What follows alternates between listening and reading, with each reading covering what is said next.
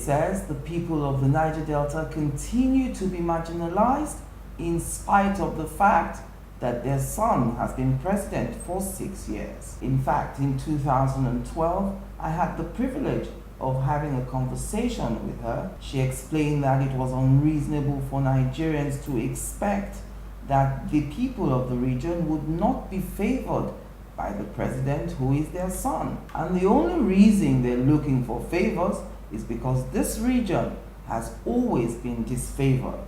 It is time, she says, for them to also be favored. Well, hello and welcome. This is 60 Minutes with me, Angela Jitmobi. Thank you for joining me on the program today. Now, my host today, born July 29, 1952, has been on the program at least twice in the last 4 years of the administration of Nigeria's president, Goodluck Jonathan. She's the president of Agape Birthright, a spokesperson for the Ijaw Republican Assembly, and a former liaison officer for the movement for the emancipation of the Niger Delta people that in 2009, in negotiations between the federal government and MEND during the administration of the late President Umaru Musa Yar'Adua. She is the woman that all ministers of the Niger Delta region and special advisors and even ex-militants call her mother. So, join me after the break as I count down 60 minutes with Ann-Kio Briggs President of Agape Birthright. Welcome back. Welcome, Ms. Briggs. Thank you very much for coming on. Thank you for inviting me once again. Well, I went back into my archives and looked at a conversation I had with you in 2012. I think I'd like the viewers to listen to you then before we continue our conversation. So please take a listen to that. And when we come back, we'll continue this conversation. Has Goodluck Jonathan failed to put the Niger Delta's development first?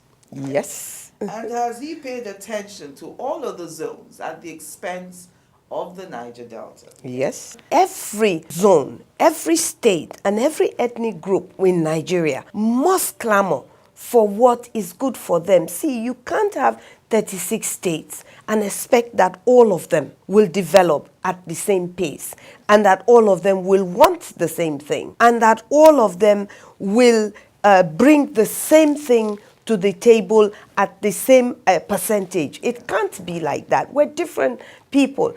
And that's where I find it difficult because there is a lot of pretense that is going on in Nigeria. All what we have is on the table.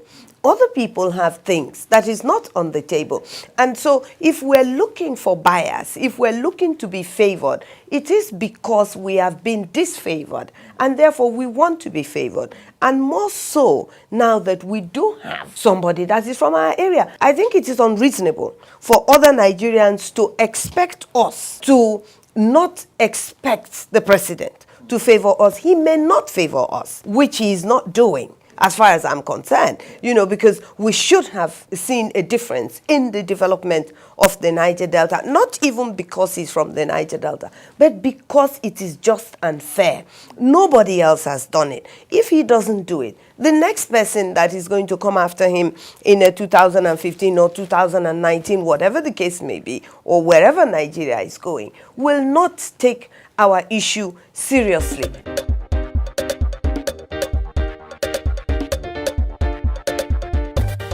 So after listening to that, I wanted us to start with this perception about you that, you benefited in some way from the administration of President Jonathan over and above everyone else, or, that you've received some kind of special treatment or recognition from this administration. It's most unfortunate that people speak without having facts. And basically that borders on lies as far as I'm concerned. When you make what is not true to seem as if it is true, when you present an issue either ignorantly or knowingly, and knowing that what you're saying is a lie, and you continue to say so, it borders on defamation of character. Yes. And unfortunately in Nigeria, people say what they like and get away with it. Yes. And so the whole of the internet, both national and international, is filled with this concept that I am a major beneficiary of Jonathan, a member of his kitchen cabinet. Yes. You know, I've even been called that. As long as what people are saying about me is not true, I tend to ride it out. If you just recall this conversation that the viewers have just seen, that interview was during Jonathan's era, and you could see the things that I had said. So it's not true to say that I had silently or wickedly been quiet about Jonathan's government. No, I have not been, but I've also maintained that Jonathan is the president of Nigeria, not of Niger Delta. And as much as we wanted and wished that he would have favored us, he himself in Port Harcourt had admitted, yes, that he knows that he has not done anything for his people, and hoped that when he came back in the second tenure, that he would be able to concentrate on the Niger Delta. Yes. That just buttresses the fact that nobody knows tomorrow. You can't decide and make decisions and plan for tomorrow based on another person's decision, which is the voters' decision. Yes. And we're told that the voters have decided that he cannot have a second tenure. Therefore, we are not going to get what we are expecting. I don't see how that amounts to me being responsible for it, and I don't see how I have benefited. I've told people that if you can show anything that I have benefited, whether it's this blouse that I'm wearing, yes, or the car that I'm driving, or whatever it is, or the house that I live in, if you believe and know for a fact that that is as part of a benefit of Jonathan being in government, then they should bring the proof. But there is nothing to show that I have benefited from this government. But then I'm not going to waste my time explaining to anybody who wants to believe lies. Those things are not true. You said that we've been told that the president lost the election. Didn't you believe that he did? Some people believe, some people don't. Definitely the times that the president-elect, the retired General Buhari, had lost elections, at no time had he accepted that he lost those elections. So to say that we are told is not a criminal offense. I do not personally believe that Jonathan lost elections. I mean, for me, the era of Jonathan is coming to an end. What I am interested in is the way forward. Yes. What I'm interested in is where does that place the Niger Delta people? Yes. Where does that place Nigeria as a country? Where does that place the minorities of this country? Because whether we like it or not, we have minorities in this country. We have them in the northern part of Nigeria. We have them in the southern part of Nigeria. The reality today we're facing in Nigeria is the reality of lack of development, is the reality that the price of oil has gone down drastically. And unfortunately for Nigeria, it's only oil that we have to sustain the country. So I think that these are the things that Nigerians should concern themselves about. How are we going to govern this country with a budget that is going to be based on $60 per barrel for oil, whereas I don't think that Nigeria has been able to face that type of situation before, where we just don't know where the money is going to come from. We know where the oil is coming from. The price of oil has gone down, and when the price of oil has gone down, it means that the budget is limited. Whatever the government that is coming in is going to do is going to be based on $60 or $50 per barrel of oil, knowing that OPEC allows us to sell only 2 million barrels of oil per day. Yes. You times that by $60, you times that by 365 days or whatever, and then you now divide it by the expenditure that this government is going to have to do. It has to set its budget, and then it has to give allocation to the 36 states. And the allocation of the Niger Delta people is going to be minimized if it is based on $60 per barrel, when the last allocation was probably based on 100 and something dollars per barrel. You can see that the Niger Delta states are going to get less than half of what they used to get. So if states were getting 10 billion naira per month, they're going to get 5. And then we're confronted with governors that are owing their workers salaries yes. for months, and pensioners that they have not paid, and students that they've given scholarship that are abroad and whom they have not paid for 7 months. So where is the money going to come from? So we shouldn't detract from the issues, the crisis yes. that Nigeria is going to face, the economic crisis that Nigeria is going to face. We should not be distracted with Jonathan did this or Jonathan did not do. Whether Jonathan did not do, Jonathan is going on. The election is lost and we're moving on. Well, we have to move on, whether we like it or not. So now everybody has to do and say and hope for and work towards what is going to work for them. Yes. And we believe that what's going to work for us, we've been asking for self-determination. We're not the first people. The Yorubas have asked for self-determination yes. for a very long time. Yes. Sovereign national conference, true federalism. If we get one of these things, we would get the others. They will fall in line. Self-determination is just to determine how you will be governed, with what you will be governed, how you will develop yourself within the space of Nigeria, not outside of Nigeria. Okay, so when you spoke on April 27, 2015 to the Lower Niger Congress, that address you made, a lot of news mediums titled it, "Time to Secede." What exactly were you saying on that day? At no point was the word secession used. At no point was the word break away from Nigeria used. What was said was that definitely this is the time, because there are always times that these issues come up. Yes. If we remember, we had the time when in the Niger Delta, we had the armed agitators that lasted from Obasanjo's era halfway through. But even when Obasanjo came in, we had already had the issue of the Ijaw Youth Council yes. came up on board. The Kayama Declaration came up on board. 100 reasons why we should, at that time, control our resources. Today, we're no longer talking about controlling resources. We're talking about ownership of resources, ownership of the land that the resources is on. We have had stages. We're evolving. Things are changing. Now we are saying that this is the right time for us to once again raise the issues. Is it because Jonathan lost the election? It is not. People are forgetting that we stepped down on the agitation because Jonathan was the president. Because we felt, in retrospect, I look back now and I say that was foolish of us. You should have continued We should have agitating. continued the agitation. But we felt, I personally felt, that if we continued the agitation, it will seem to everybody. And if somebody else was doing it and I was on the opposite side, I would say, what do these people want? They're troublesome. Their son is the president of Nigeria. What is it that they want? So we felt that there was a need to step aside on the issue of the agitation.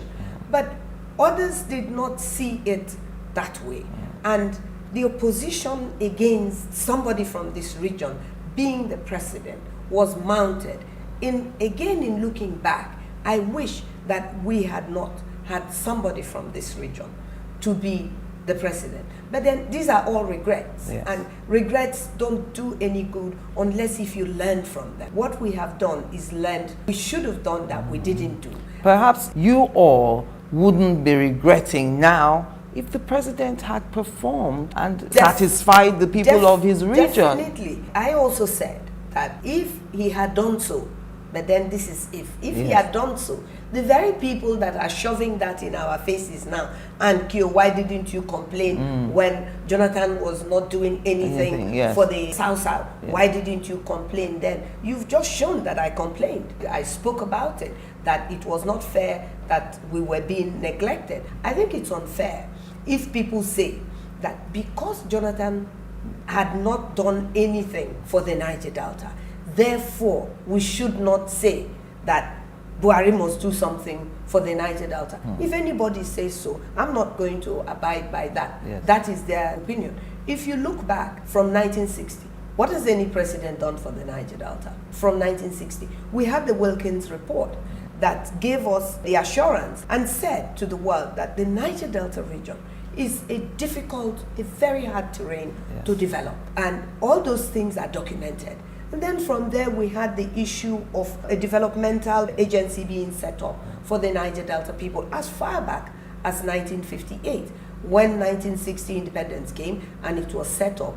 Since then, we have had that developmental board, we have had OMPADEC, we have had NDDC, we have had Ministry of Niger Delta, and we have had the Presidential Amnesty Program. Yes. Now, all of these things have been given seemingly to the Niger Delta people anytime we have agitated. And I've always said that these things are given to quieten us down because they don't really get to do the things that they are meant to do for us. And therefore, the agitation goes on. If anybody thinks that the agitation of the Niger Delta will stop, I think they're not being fair. Even last year, I started saying it, that it didn't matter if Jonathan won the election in 2015 or he didn't win the election, that the agitation of the Niger Delta people will start in 2015 after the election. So if Jonathan had won, I will still be doing what I'm doing now. Yes. So the fact that he didn't win is not the reason why I am doing it. And your agitation is hinged on this request, you say, for self-determination. Explain that to us, because some people think it's treasonable for you to say self-determination. Are you trying to break away from the entity called Nigeria? Of course not. If it were treasonable, I will not say it. From the United Nations Declaration, and I have the page that says the right to self-determination, autonomy, self-government, and indigenous institutions. Now, it is hinging on indigenous. There are indigenous people all over the world in different countries. They cited it here. Yes. In Congo, there are indigenous people. In Australia, there are indigenous people. Indians are the indigenous people.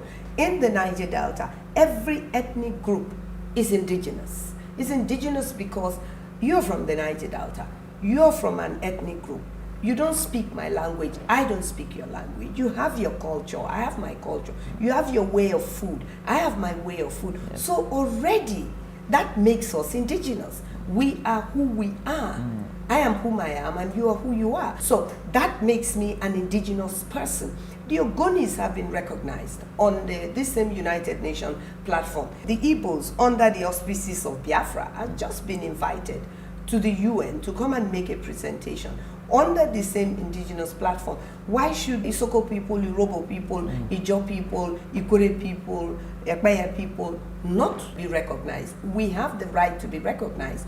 And it states here in Articles 3 and 4, indigenous peoples have the right to self-determination. In exercising their right to self-determination, indigenous people have the right to autonomy and self-government in matters relating to their internal and local affairs. It doesn't say outside of Nigeria. It's actually saying, capturing it within a country, that people are recognized. The Yorubas are indigenous people of where they come from, where they are located, because they are there. They live there, they own those places. In the National Conference in 2014, we discussed this issue and voted on it. The majority carried the vote that states of Nigeria, in Nigeria, as we have recommended, any state of the 36 can decide to be self-determining in Nigeria. It was voted for. And I actually asked the question, how would that affect the ethnic groups? For instance, in Delta states, you have more than one ethnic group. In River State, you have more than one ethnic group. How will that affect states like Delta State and states in the north where you have other ethnic groups within a state? And it was voted that even these ethnic groups within those states have a right to want to be or not want to be part of a state that is asking for self-determination within the state. And in the issue of state creation, it's similar, because you cannot create a state outside of a state without going through a referendum within that state if that state has more than one ethnic group in it. You have to be able to ask the people if they want to be part of the state they're already in, the old one or the new one that is going to be created. People should not distract people that are really talking about the things that will continue to hold Nigeria as a country together. Those things are justice. We must have justice in this country, and people must be able to develop.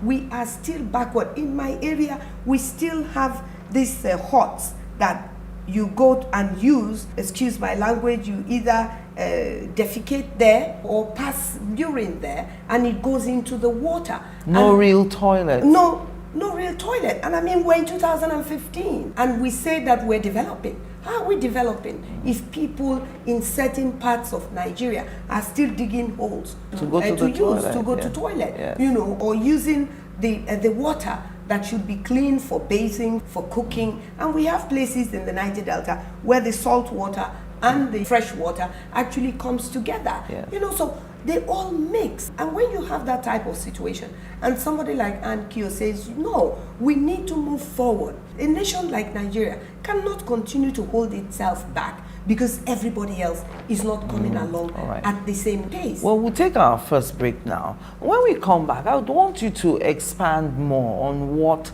self-determination entails. So join us again after the break. It is difficult to respond to that question. Angela, that's a great question. Great question, Angela. Angela, that is a very great question. That's a great question. Okay, that's a great question. Yeah, very good question. That's a good question. This is an interesting question you put. 60 Minutes with Angela. Again, answers to every question you always wanted to ask.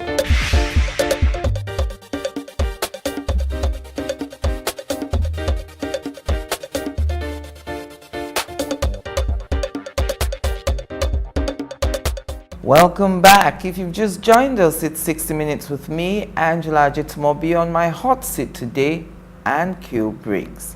Now, what does self-determination entail if we're not breaking away from the main country? We're not. I must read from the declaration because in the future, today, my argument and our argument, the people's argument for self-determination is based on the declaration that Nigeria is a signatory to and has accepted. Right. If Nigeria disassociates itself from it, then that's a different story. But as of today, Nigeria is accepting this declaration of self-determination as it is a member of the United Nations. And I read, the right to self-determination is a collective right held by all members of an indigenous community or nation as a group and must be exercised in accordance with the principles of justice, democracy, respect for human rights, equality, non-discrimination, good governance, and good faith,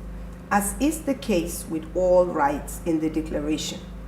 Accordingly, I skipped some things. Yes. Accordingly, the right to self-determination should be an ever-present consideration in the effective implementation of the declaration and is vital for the continuing existence of indigenous peoples as distinct people. So now, if that is what self-determination is, it keeps emphasizing the fact that it needs to be within a space. It is giving the right, establishing the rights of the people within an entity that already exists. That is Nigeria, for instance. That is the Maros in Australia, the Red Indian in America, and so many other places where you have indigenous people. Yes. Now, we are saying that because these rights exist and we can have access to them, and they cover the areas of politics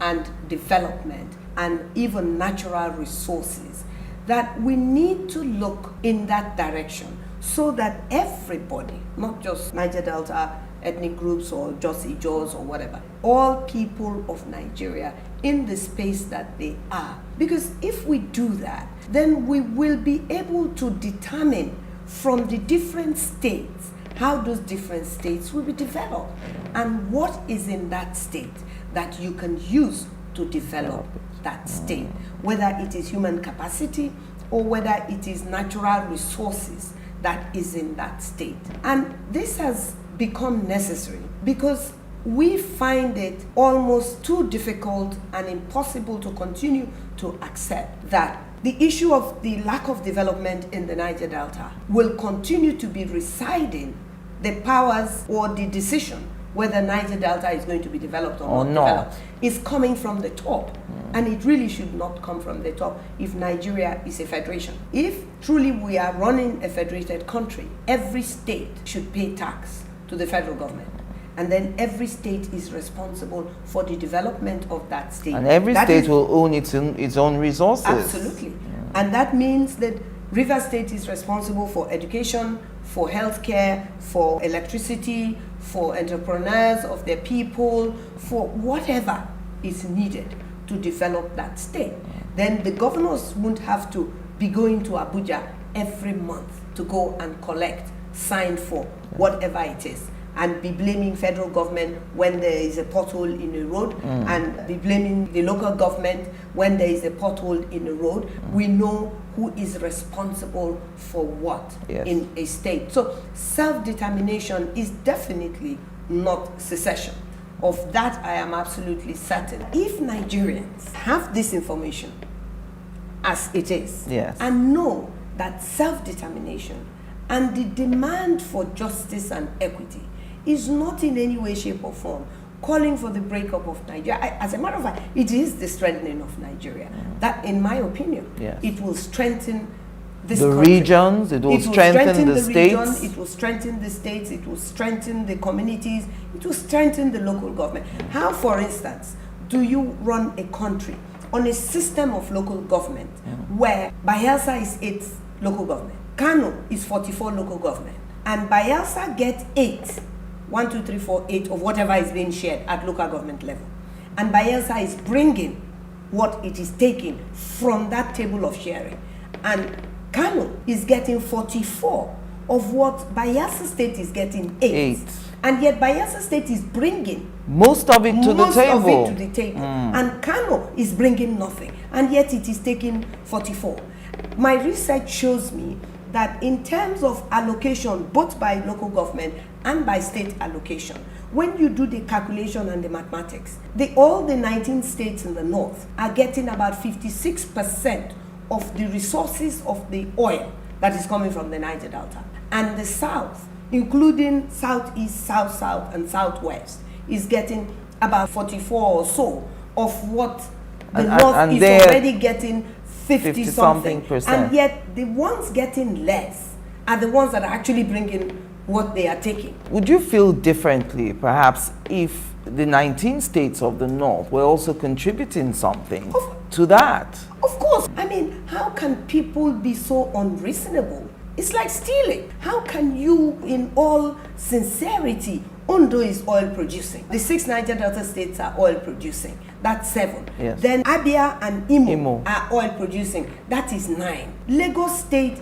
is producing from its taxes and stuff like that. So if you include that, and then you say 10 states are bringing what 26 states else are eating from. Are not bringing anything, and yet they are sharing. And not only that, they are actually sharing, they are actually getting more. And then when you begin to talk about the issue of onshore, offshore, the oil belongs to us, it becomes almost annoying, if not frustrating and unacceptable, when somebody will now say from thousands of miles away that is not on the water, that doesn't belong to the state. That you don't understand the suffering that we are suffering from environmental devastation, for instance.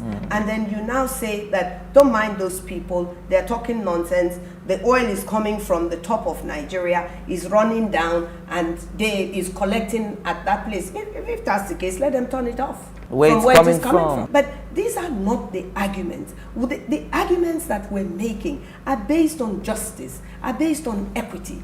These arguments are based on what is fair and what is right. Let us govern Nigeria in the way that it should be governed. Why continue to call ourselves the Federal Republic of Nigeria when there is nothing federal about the way that Nigeria is being governed? And why do you say that Nigeria is one Nigeria when there is nothing to show the oneness of Nigeria? People say our strength is in our diversity. No, it is not. As a matter of fact, our weakness is this diversity, because we've not been able to enhance this diversity in a type of coloration and beauty and engagement that it actually requires for Nigeria to be great. Look, Nigeria is not going to be great just because a group of people get up and say, one Nigeria, great Nigeria, giant of Africa. No, Nigeria is not giant of Africa because it is not doing anything where it is taking giant strides in any way, shape, or form. Other African countries that have come behind us are overtaking us in development, in economy, in the way the government is run. So we should begin to consider that perhaps it is much better to run Nigeria in the pockets that we have created it in. Nigeria is 36 states.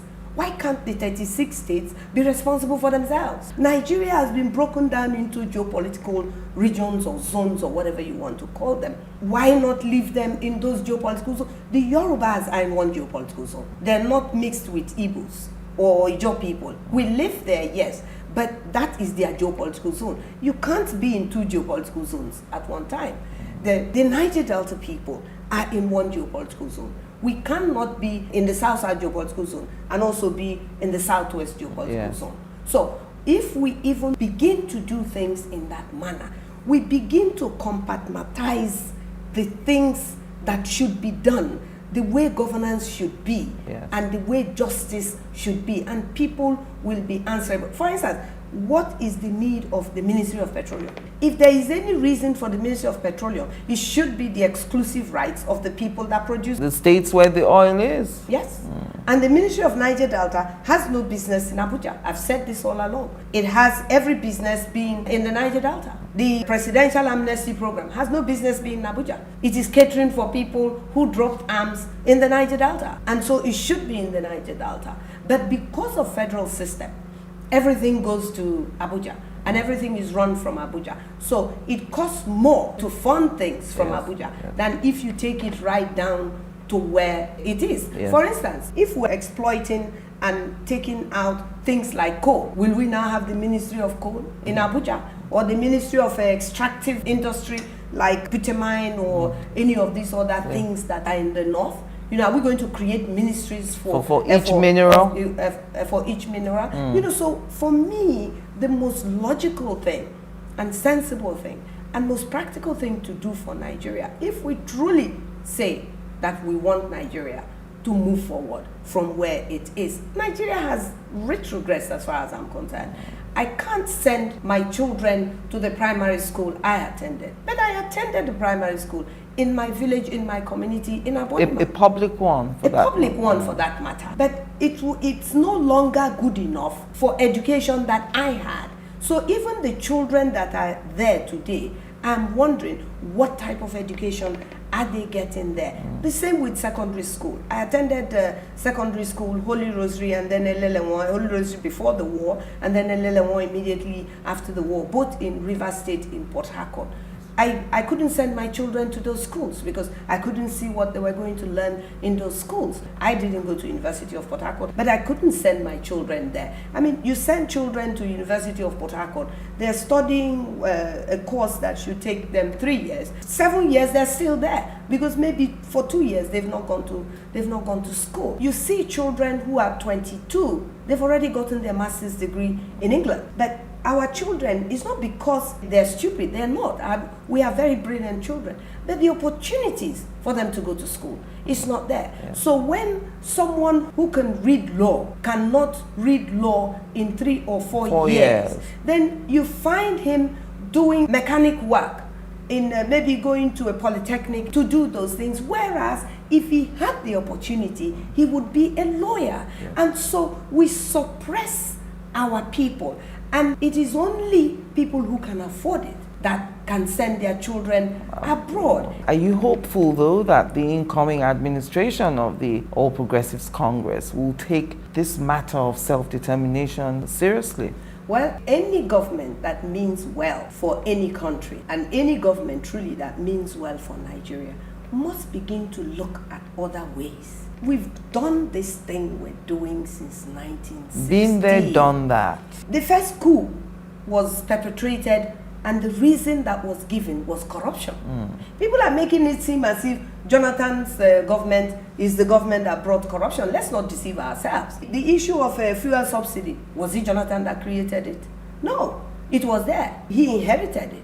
You know, so there is a lot of things. This government is going to inherit things that Jonathan inherited, that Yar'Adua inherited, that Obasanjo inherited, that he also created, that Abacha gave, that even incoming retired General Buhari also had his own government. His government was not perfect. His government also, I mean, you can't whip people with koboko today to whip them into doing what you want them to do. The days of koboko, I want to think, is gone. And when you say that you are a reformed Democrat, like the incoming president is saying, we have to see. We can't judge him because they've shown us where he lives in his community. He has a right to choose to live like that. But they shouldn't say that all Nigerians are going to be expected to live like that. Then they're telling us to go backwards. No, but what we're saying is that don't loot the resources to live above your means and deny Nigerians what they should have, a good life, a good way of being developed, a good way of living. You know, so I can't say what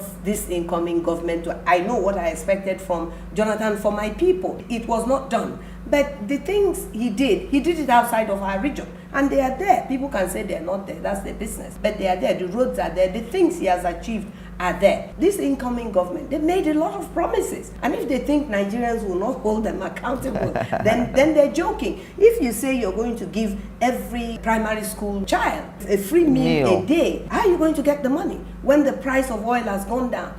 When you say you'll pay people 5,000 naira or whatever naira, that people are not working, how will you now determine who is working and who is not working? And who qualifies and who is the... So even if you're going to pay only 3 million people 5,000 every month, calculate it. Where are you going to get the money from? There was a time naira was £1 to $1. We all remember those times. But they seem so far away. As we're talking now, the dollar is 220. How are you going to make the dollar to go from 220 of 1 naira to 1 naira to 1 naira? Whoever told them to say those things? And then they think Nigerians are going to just fall asleep. We're not going to fall asleep. How do you make the price of oil to go up? And how do you balance out oil that is coming from a particular place? You know, so these promises should not have been made. We need to be honest and truthful. You will gain nothing by lying. At the end of the day, the truth will always, always emerge. It may not emerge immediately as you're lying, but the truth will eventually surface. Join us again after the break. So what is 60 Minutes with Angela all about? It's not an interview. I like to think it's a conversation between two people making the news, people who are in the news, and those who become the news. And the whole idea is to inform, to educate, or to clarify, as the case may be.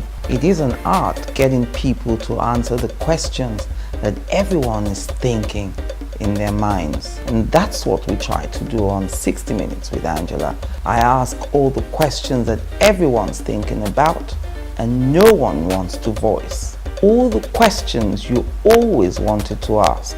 You get those answers on 60 Minutes with Angela every week on this station. 60 Minutes with Angela, getting answers to every question you always wanted to ask.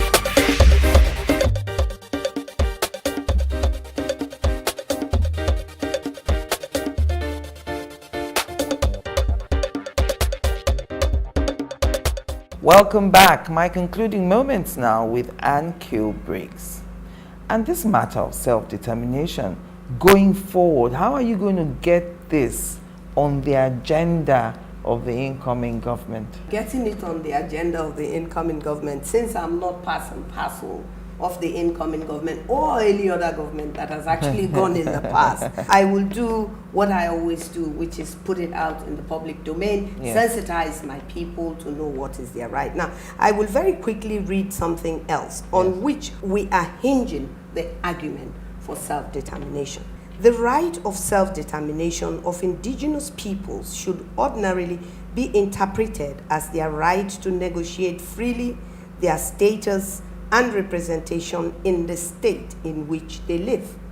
This might best be described as a kind of belated state building through which indigenous peoples are able to join with all other peoples that make up the state on mutually agreed and just terms after many years of isolation and exclusion. This does not mean the assimilation of indigenous individuals as citizens like all others, but the recognition and incorporation of distinct peoples in the fabric of the state on agreed terms.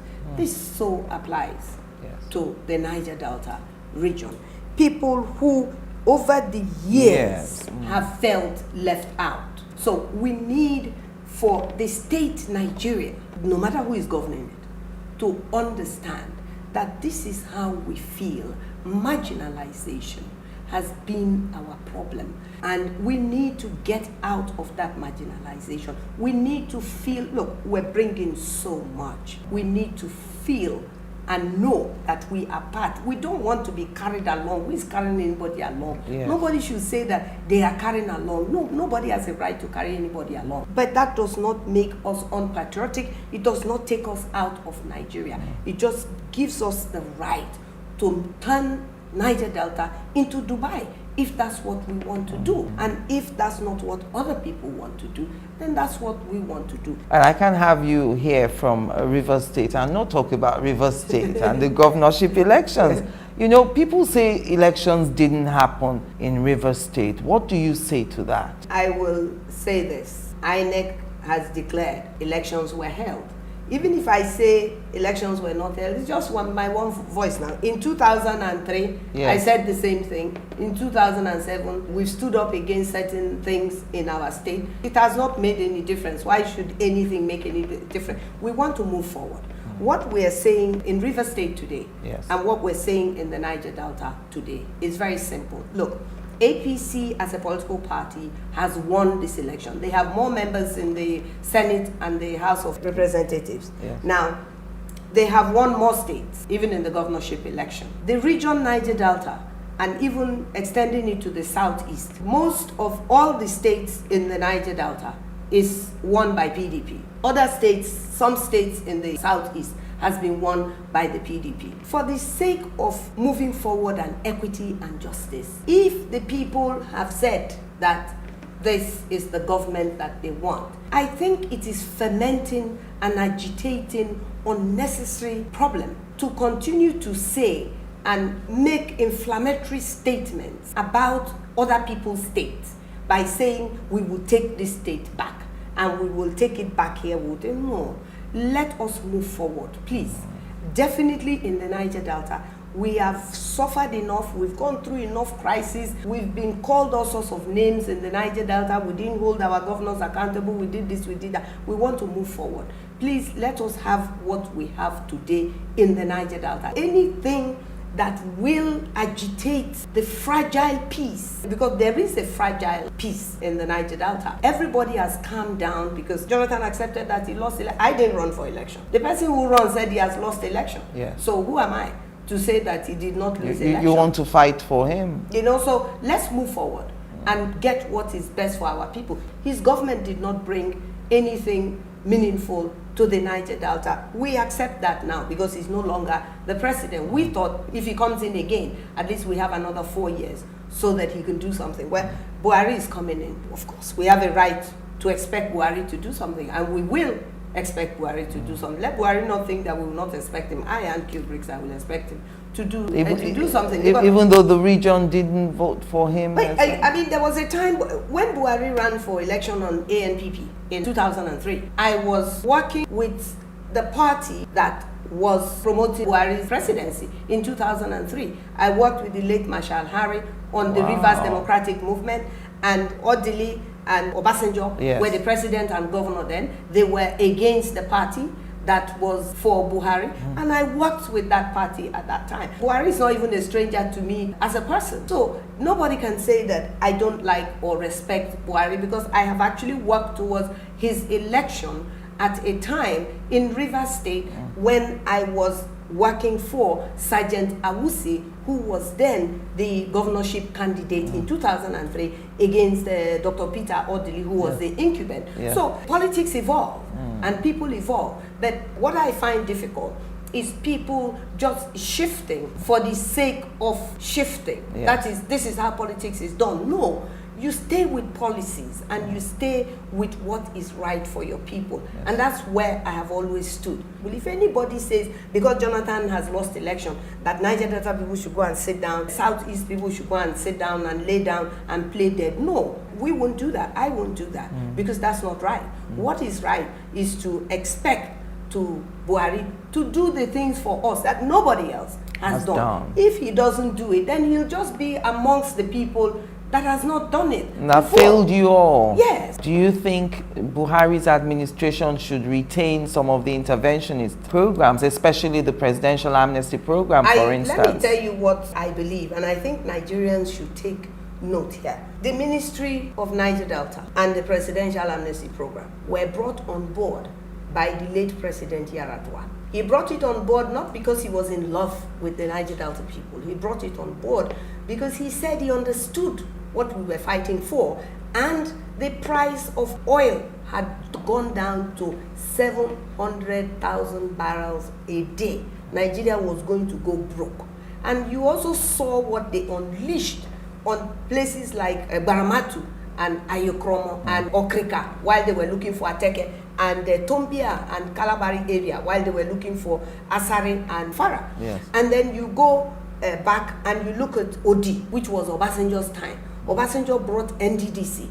All of these intervention agencies have been brought to the Niger Delta at the time when Niger Delta people were agitating and holding Nigeria by the neck. The Niger Delta Development Commission is for Niger Delta. I don't see why there should be a northerner even on the board. I don't see what they're doing there. The Ministry of Niger Delta should actually be in the Niger Delta. It has no business being in Abuja. Then you might as well say that the states, all the state governors should go and live in Abuja. So you should say that these things should go to where they are meant to be. Even the amnesty program, for any reason that anybody may think that the issue of NDDC and Ministry of Niger Delta and the amnesty program should either all be merged together or be starved of funds or to be totally scrapped. I think that will send a very, very wrong message. What would that message be? It will be that we have, marginalization and injustice is continuing, that the status quo remains,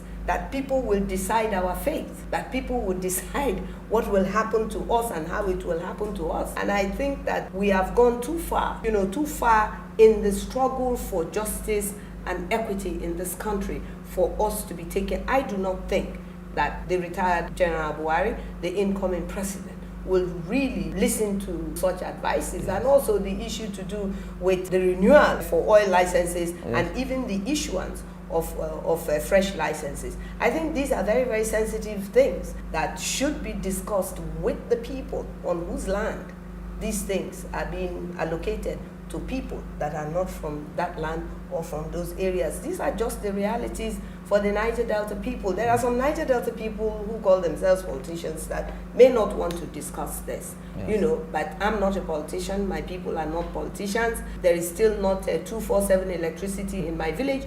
We don't have clean drinking water in my village. And so I'm not going to shy away from saying these things. Yes. If my people own these oil wells the way they should rightly own them, because the oil wells are in their backyard, I believe that the life of my people will be much better than they are today, because the people who own those wells, they don't even know where the wells are located. They just have the piece of paper that declares them the owners, and then they get the billions of dollars trading on it. Yes, that come from there. These are all issues that we will have to discuss. If we truly say that we are one people, we need to discuss justice and equity in this country.